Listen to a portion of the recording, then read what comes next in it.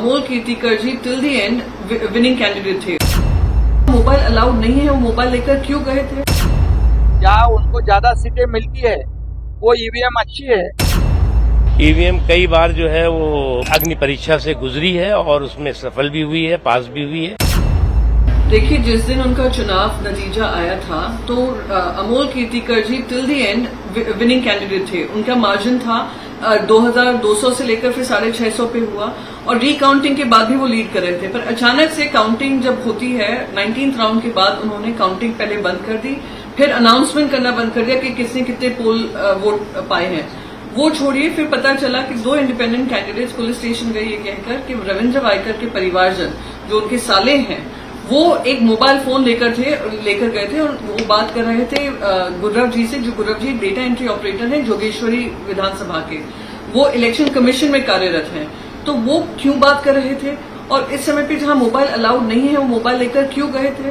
Police ने FIR दर्ज की, उस एफआईआर के माध्यम से पता चला है, ये मैं नहीं कह रही हूं, विपक्ष नहीं कह रहा है, पुलिस के माध्यम से इन्वेस्टिगेशन के माध्यम से पता चला है कि जो मोबाइल फोन इस्तेमाल किया जा रहा था उसमें ओटीपी आ रहा था। वो ओटीपी जो इलेक्ट्रॉनिक मशीन्स के लिए यूज कर रहे थे, चाहे वो ईवीएम हो या इलेक्ट्रॉनिक ट्रांसमिबल पोलिंग ये जो पोस्टल बैलेट सिस्टम हो, तो अगर वो कर रहे हैं और लेट्स से अगर ओटीपी डेटा एंट्री के लिए भी था, तो डेटा एंट्री तो वो होती है कि जो पोल हुए हैं वो आप डालें, तो कहीं ना कहीं प्रश्न चिन्ह उठते हैं। सबसे इम्पोर्टेंट सवाल ये है कि मुंबई पुलिस ने भी उनसे सीसीटीवी फुटेज मांगा है, डिस्ट्रिक्ट कलेक्टर से अमोल कीर्तिकर जी ने भी मांगा है।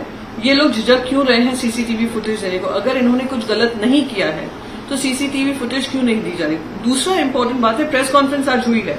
प्रेस कॉन्फ्रेंस में जो रिटर्निंग ऑफिसर है बात करिए क्या उन्होंने एफआईआर दर्ज कराया? एफआईआर उन्होंने दर्ज नहीं कराया है। एफआईआर वो 2 इंडिपेंडेंट कैंडिडेट से कराया है, अपना मेहनत कर कराया है, 10 दिन लगे एफआईआर दर्ज होने में भी।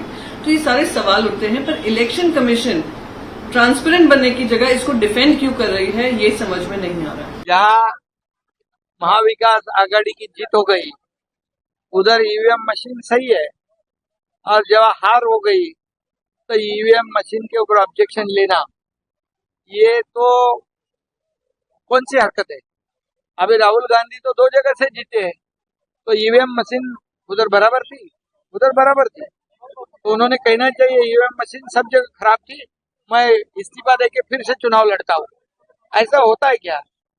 और ईवीएम मशीन के बारे में सुप्रीम कोर्ट ने भी डिसीजन दिया हुआ है, और जहाँ उनको ज्यादा सीटें मिलती है वो ईवीएम अच्छी है, और जहाँ हार जाते हैं वो ईवीएम खराब है। ऐसा कहीं होता है क्या? प्रधानमंत्री को भी लेकर उन्होंने कहा कि प्रधानमंत्री भी हारने वाले थे, अगर प्रियंका गांधी वहां से खड़ी होती तो प्रधानमंत्री हार जाते वहां।